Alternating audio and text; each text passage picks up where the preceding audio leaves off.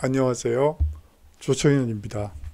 3월 12일 금요일 한국사의 수업을 시작하도록 하겠습니다.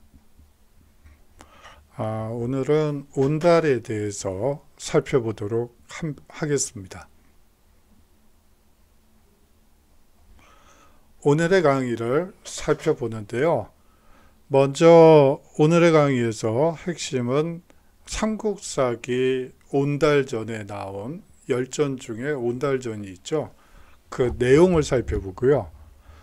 충주, 단양을 통해 본 삼국시대를 살펴보도록 하겠습니다. 여러분들이 좀 의아해 하실 수도 있을 것 같아요. 충주와 단양은 사실상 남한강 속에 있는 중요 도시들입니다. 우리가 보통 충청도, 전라도, 경상도, 함경도, 평안도 이렇게 얘기들을 하는데요. 경상도에서 가장 중요한 지역은 바로 경주와 상주입니다. 그래서 경상도라고 이름을 붙인 것이죠. 그렇다면 전라도는 어느 도시가 중요할까요? 전통적 조선시대식으로, 고려시대식으로 얘기를 하자면 전주와 나주가 아주 핵심 도시입니다. 그러면 충청도는요? 충주와 청주죠. 그러면 황해도는요? 황해도는 황주와 해주고요. 평안도는 평양과 안주입니다. 그러면 함경도는요? 함흥과 경흥이죠. 제가 순간적으로 헷갈렸네요. 경흥이 맞습니다. 그 정도로 이 충주는 예전부터 가장 중요한 핵심 거점 도시예요. 그럼 왜 그렇게 됐을까요? 그리고 왜 이 지역을 차지하는 충주와 단양 지역을 차지하는 나라가 삼국시대에 주인 행세를 했을까요? 바로 그 점을 오늘 강의를 통해서 온달전을 통해서 한번 풀어보도록 하겠습니다. 학습 개요를 살펴보겠습니다. 온달 장군 하면 여러분들이 누가 생각나세요? 당연히 평강공주가 생각날 거라고 생각이 듭니다. 이 평강공주는 원래 평강공주라고 부르는 게 아니고 평강왕의 공주, 딸이었기 때문에 평강공주라고 불리는 것이죠. 공주임에도 자기 이름이 사서에 남지 않는 것입니다. 상당히 역사서의 여성 묘사 방식이 지금과는 다르다는 것을 여러분들이 느끼실 수 있겠죠. 다음으로 온달의 신분을 한번 살펴보는 시간을 갖도록 하겠습니다. 마지막으로 한강변을 둘러싼 삼국 간의 항쟁에 대해서 살펴보도록 하죠.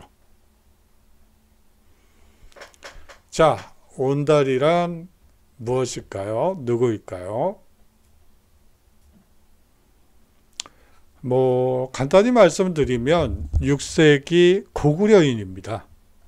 평강왕의 딸인 평강공주와 아까도 말씀드렸다시피 이 공주의 이름은 모르고요.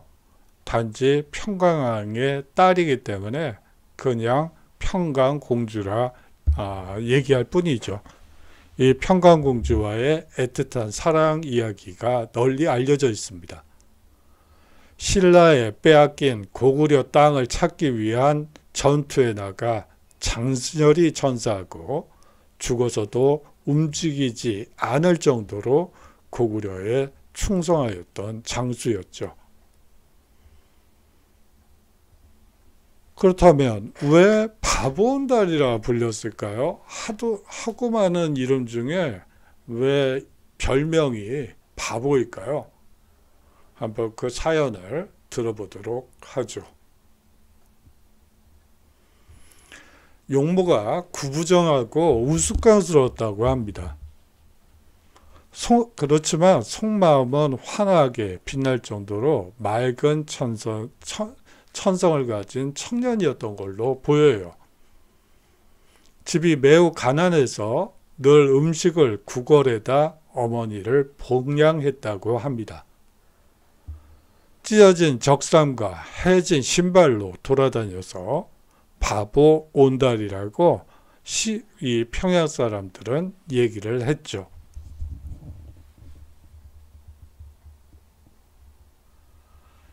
자, 다음 이야기로 넘어가겠습니다. 이 평강공주에 대한 얘기예요.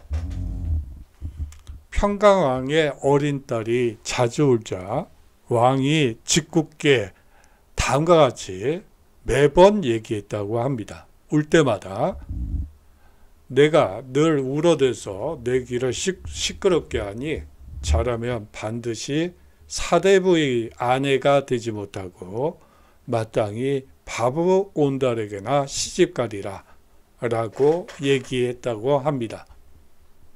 농을 한 거죠. 그런데 왕이 매번 그렇게 말하더니 딸의 나이 16살이 됐을 때 상부의 고씨에게 시집을 보내야 되겠다고 결심하게 됩니다. 이에 공주가 왕에게 말하였죠. 대왕께서 늘 말씀하시기를 너는 반드시 바보 온달에 아내가 될 것이다 고 하시더니 이제 무슨 까닭으로 전의 말을 바꾸십니까? 필부도 저같이 평범한 사람도 오히려 여기서 평범한 사람은 저예요. 또 약간 좀 오해 여지가 있어서 필부도 오히려 이 시건하지 않으려 하거늘 하물며 지극히 존귀한 왕께서야 더 말할 나위가 있겠습니까? 임금에게는 농담이 없다고 했습니다. 따님이 되게 똑똑하시네요. 이제 대왕의 명령은 잘못이므로 저는 감히 받들어 따르지 못하겠나이다 라고 이 왕의 시건을 꾸짖었죠. 아주 현명한 공주였던 것으로 보입니다. 그리고 자신의 생각을 있는 그대로 표현하는 그런 여성으로 보입니다. 온달을 찾아 나선 이 공주, 평강공주를 한번 보도록 하죠. 왕이 노하여 말하였습니다. 내가 내 가르침을 따르지 않으니 진정 내 딸이 될 수 없도다. 어찌 함께 살겠느냐? 마땅히 너 갈 길을 가거라. 이에 공주가 보석 팔찌 수십 개를 챙겨 궁궐을 나와 홀로 길을 떠났다고 합니다. 거의 보석 팔찌 수십 개를 챙겨서 궁궐을 홀로 나왔다는 것이죠. 길에서 한 사람을 만나 온달의 집을 물어보았다고 합니다. 온달에게 시집이나 가라. 그러니까 이 온달의 집을 직접 탐문했던 것이죠. 온달의 집에 이르러 눈먼 늙은 어머니를 보고 가까이 다가가 인사하고 아들이 어디 있는가를 여쭙게 됩니다. 온달의 어머니가 이 결혼을 반대하게 되는데요. 그 이유를 한번 들어보도록 하겠습니다. 늙은 어머니가 대답합니다. 내 아이는, 여기서 말하는 내 아이는 온달이 되겠죠. 가난하고 비로하며 귀한 분이 가까이 할 수 있는 사람이 아닙니다. 당신의 냄새를 맡아보니 향내가 특이하고 그대의 손을 만져보니 매끄럽기가 솜과 같으니 필시 천하의 기인일 것입니다. 원래 시각장애인들이 이 감각이 나머지 감각이 발달되어 있게 마련입니다. 이 후각과 촉각을 이용해서 상대방이 어떤 사람인지를 짐작해내는 능력은 당연히 이 평범한 우리 같은 사람들보다는 발달되어 있겠죠. 누구의 속임수에 빠져 이곳까지 왔습니까? 내 아들은 배고픔을 참지 못해 산속으로 느릅나무 껍질을 벗기러 간 지가 한참인데도 아직 돌아오지 않고 있습니다. 그래요. 배고픔을 참지 못해서 산에 가서 느릅나무 껍질을 벗겨 먹었던 것이죠. 저희 삼촌 할아버지 할머니 할아버지 세대에서는 이런 일들이 있었다고 해요. 배가 고파서 산에 들어가서 나무 껍질을 벗겨서 일제 시대 그 무렵에 이제 그러셨다고 얘기는 들어본 적은 있어요. 그런데 여하튼 어느 정도로 가난한 집안이었는지를 알 수 있는 대목입니다. 공주가 집을 나와 온달의 집이죠. 공주가 집을 나와 걸어서 산 아래에 이르렀을 때 온달이 느릅나무 껍질을 메고 오는 것을 보았습니다. 공주는 온달에게 자기 생각을 자신이 온달과 결혼하고 싶다는 생각을 말하게 되죠. 프로포즈를 공주가 했네요. 그러네요. 온달이 결혼을 거부한 사연을 들어보도록 하죠. 이곳은 어린 여자가 다니기에는 적절하지 않으니 반드시 사람이 아니라 여우나 귀신이리라. 나에게 가까이 오지 말아라 하고 마침내 돌아보지도 않고 가버렸다고 합니다. 공주는 혼자 돌아와 살인을 받게 누구 집? 결국은 온달 집에 살인을 밖에서 밤을 새고 다음날 아침 다시 들어가 온달 모자에게 자세하게 예를 갖추어 이야기했다고 합니다. 온달이 마음을 정하지 못하고 머뭇거리자 그의 어머니가 말을 했다고 해요. 우리 아이는 지극히 비루하여 귀인의 배필이 되기에 부족하고 우리 집은 지극히 가난하여 진실로 귀인이 살기에는 적당치 않습니다. 시각장애인이긴 하지만 어머니가 상당히 현명한 느낌을 주는 대목이죠. 다음으로 넘어가도록 하죠. 자, 이제 신접살림을 차리게 됩니다. 공주의 대답은 이랬습니다. 옛사람의 말에 한 말의 곡식이라도 방아를 찧을 수 있으며 한 척의 배라도 바느질할 수 있다고 했으니 진실로 마음을 같이 한다면 어찌 반드시 부귀한 다음에야 비로소 함께할 수 있다는 것입니까? 라고 대답했다고 합니다. 현문에 대한 현답이네요. 현문현답, 우문현답이란 말은 있지만 현문현답은 없는데 여하튼 그렇습니다. 상당히 자신의 한번 소신을 갖고 있으면 끝까지 밀어붙이는 그런 모습을 보여주고 있는 것이죠. 이윽고 금팔찌를 팔아 밭과 집과 노비와 소, 말, 그리고 그릇을 사서 살림에 필요한 것들을 다 갖추었다고 합니다. 처음 말을 살 때 공주가 온달에게 일러 말하기를 삼가 시장 사람들의 말을 사지 마시고 상인들이 파는 말을 사지 말고 모름지기 궁마 가운데 병들고 파리해져 쫓겨난 말을 골라 사십시오 라고 하였다고 합니다. 온달이 그 말대로 하였죠. 공주가 매우 부지런히 먹이고 기르니 말이 날로 살찌고 늠름해졌다고 합니다. 그래요. 궁마로 뽑혀인 정도의 말이라면 상당히 튼실한 말이죠. 하지만 뭐 병들고 파리해질 수는 있겠죠. 그렇게 쫓겨난 말들을 종자가 좋은 거죠. 골라서 사서 이제 부지런히 먹이고 기르니까 말이 날로 살찌고 늠름해질 수밖에 없었겠죠. 상당히 현명한 거죠.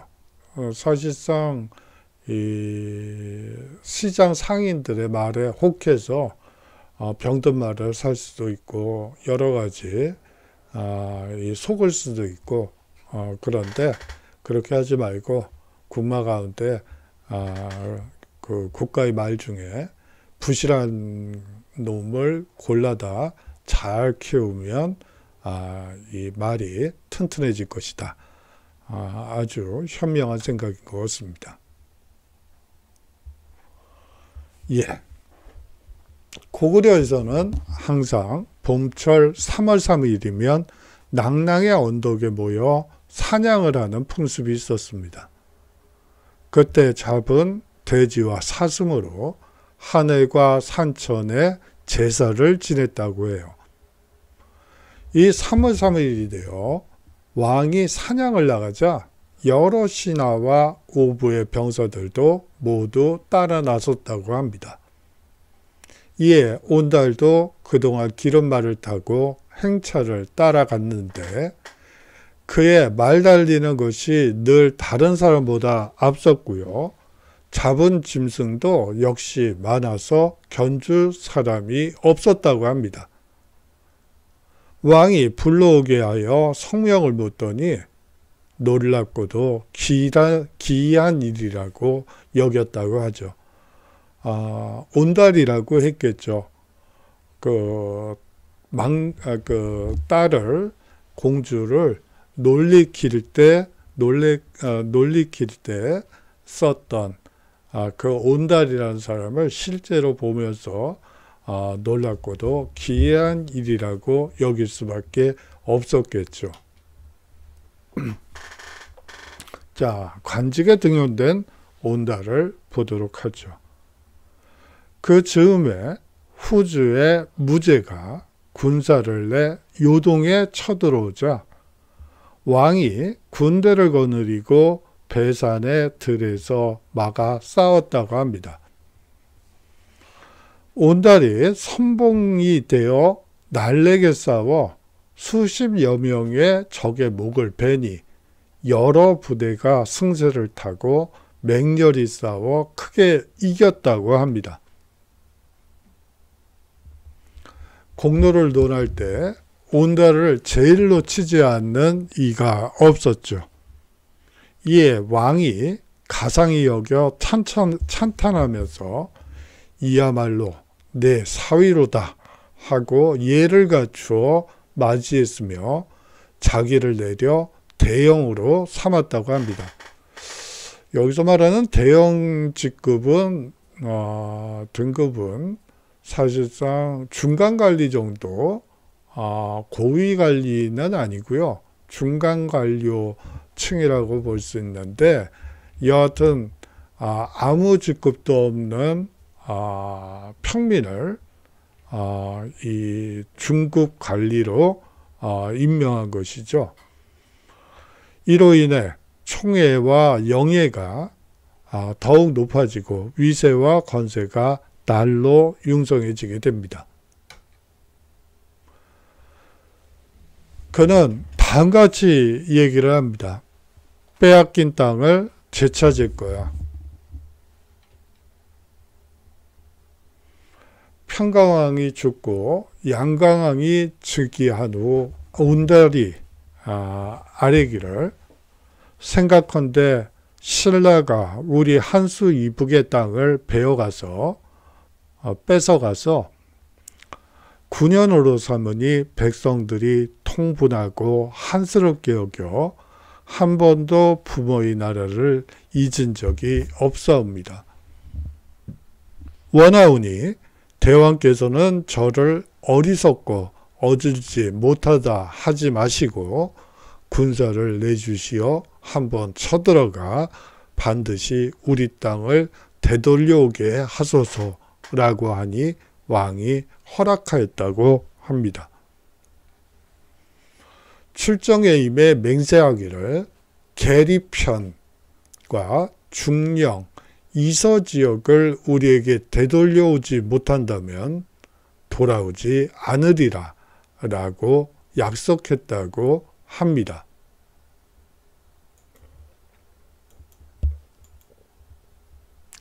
자, 온달산성을 한번 보도록 하죠.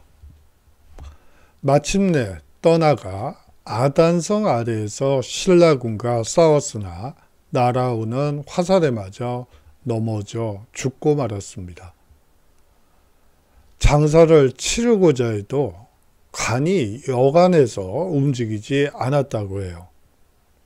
공주가 와서 관을 어루만지면서 죽고 사는 것이 정해졌으니 이제 돌아가십시다 라고 해서야 마침내 들어서 하관하였다고 합니다. 대왕이 듣고 비통해 하였다고 삼국사기 온달전은 기록하고 있습니다. 자, 여기서 이제 또 핵심은 온달의 배경이라고 볼 수가 있습니다. 평강왕이 이 귀족 세력들을 견제하기 위해서 미천한 집안 출신들을 등용하는 차원에서 자신의 딸을 유력한 신흥 세력 인물에게 시집 보냈다는 게 학계의 일반적인 세석입니다. 다만 이 신흥 세력이 말 그대로 하급 귀족 출신인지 아니면 지위 자체는 높지만 기존 세력과 대립하던 세력인지는 역시 해석이 분분하고 아직도 이 부분과 관련해서는 계속된 논쟁이 있습니다. 이후에 온달이 가난하고 미천한 출신의 인물로 기록된 것은 떠오르는 신흥 세력이었던 온달을 견제하기 위해 당대의 고구려의 고위 귀족들이 퍼뜨린 악의적인 소문과 기록들이 후대에 그대로 전해진 것으로 보는 학자분들도 있어요. 자, 오늘의 핵심을 한번 정리해 보도록 하죠. 한강의 주인이 곧 사만의 주인이라는 말이 있습니다. 예, 한강의 주인이 곧 사만의 주인이었죠. 한강 유역을 차지하고 있던 제일 처음 차지했던 국가는 백제입니다. 여기서 말하는 한강은 지금 서울을 관통하는 그 한강뿐만이 아니고 더 동쪽으로 남한강과 북한강을 아우르는 수계예요.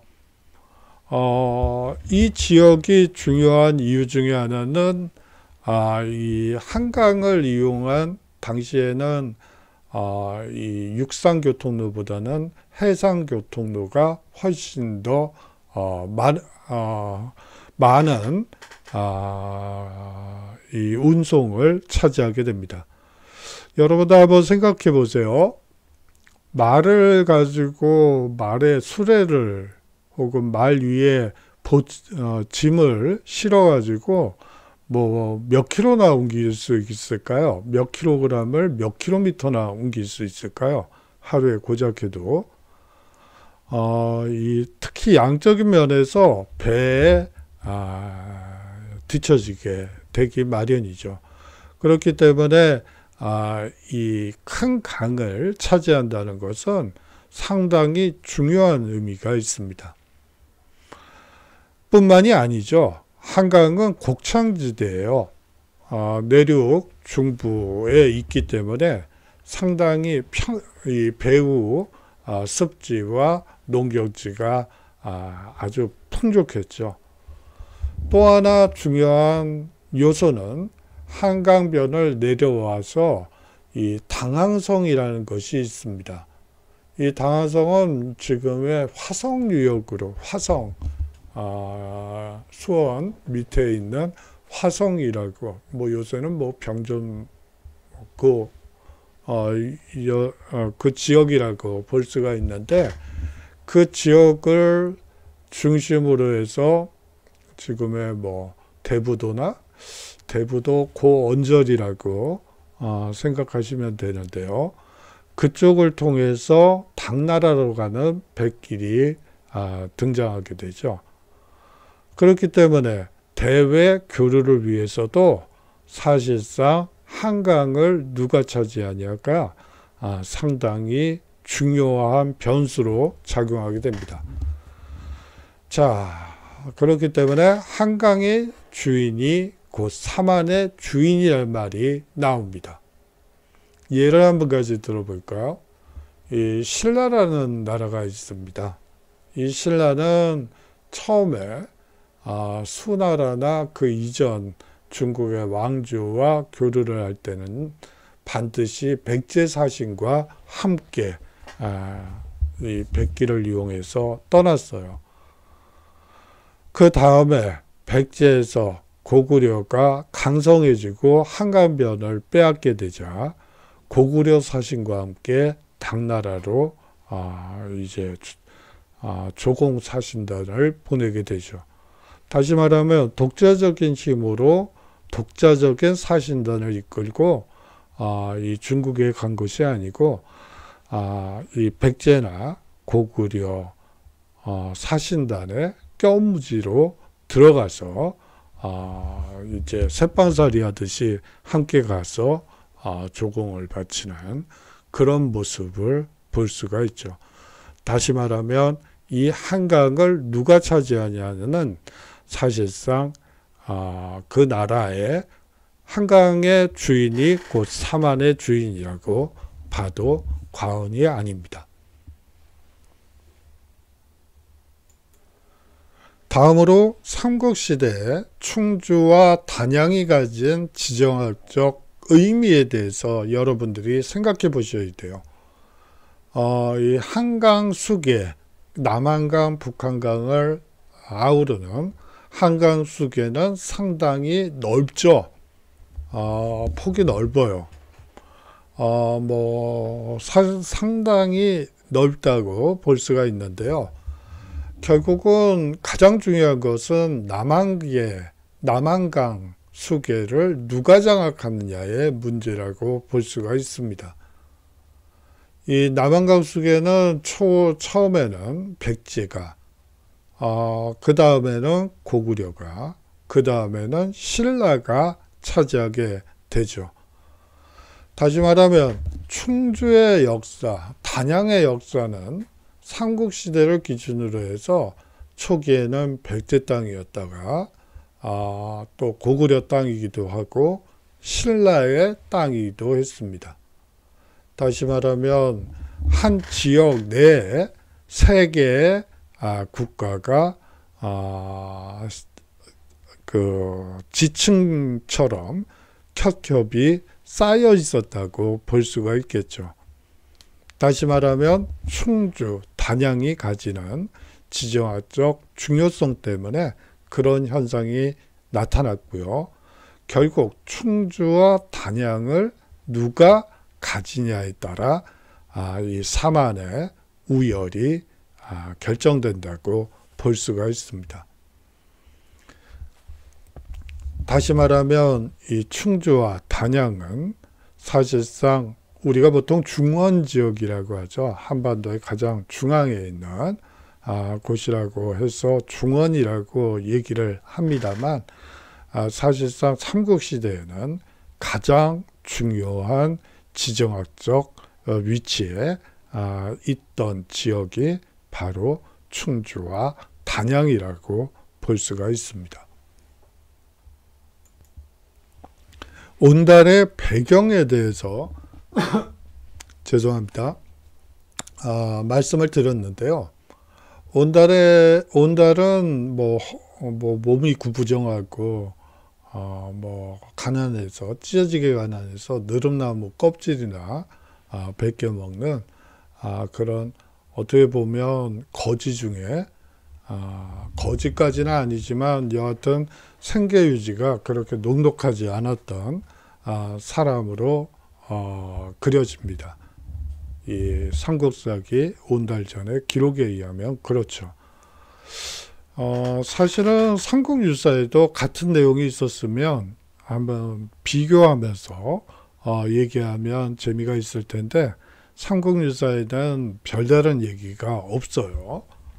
이게 이제 뒤에 요 다음 주에 얘기하게 될 이제 서동요 서동과 선화공주 관련해서는 오히려 삼국사기에서는 얘기를 안 하고 삼국유사에서만 얘기를 합니다. 만약 두 책이 모두 존재했다면 또 서로 비교를 하면서 얘기를 할 수 있을 텐데 그런 점은 좀 아쉽게 됐네요. 이 삼국유사와 삼국사기는 사실은 보는 관점이 다르죠. 뭐 예를 들어서 이 온달은 충성이라는 맥락에서 이 유교적 관점에서 상당히 중요한 인물이죠. 거기에 비해서 이 서동요와 또 이 선화공주 얘기는 불교와 관련해서 상당히 중요한 얘기예요. 뭐 미륵사지라든지 그것의 건축을 얘기를 할 때 이 무왕과 선화공주가 발언을 쉽게 얘기를 하면 이 사찰을 짓는데 시주를 한 그러한 사람으로 알려졌기 때문에 그것을 기록하기 위해서 이제 선화공주와 서동왕자 얘기를 얘기할 수밖에 없었죠. 자, 보는 관점에 따라서 어떤 사람은 온달을, 어떤 사람들은 이제 그 서동을 그 열전에 넣는 거라고 볼 수가 있겠죠. 그래요. 역사라는 것이 어떤 관점을 갖게 되면 그 관점에 따라서 배제하는 부분이 있고 또 어떤 사람들은 자신의 관점 때문에 남들이 별로 관심을 안 갖는 부분도 중요하게 여기고 집어넣는 경우가 있습니다. 그게 역사의 매력이 아닐까 하는 생각도 드네요. 날씨가 무척 건조하네요. 거기다가 무슨 3월 날씨가 4월 날씨 같네요. 벌써 목련이 폈더라고요. 3월 그것도 초에 뭐 중순으로 넘어오긴 했네요. 여하튼 벌써 목련이 만발하고 그러면서 건조함은 더해가고 있고 그래서 제가 목이 계속 안 좋아가지고 자꾸 끊었다. 그래서 여러분들에게 죄송하다는 말씀을 드립니다.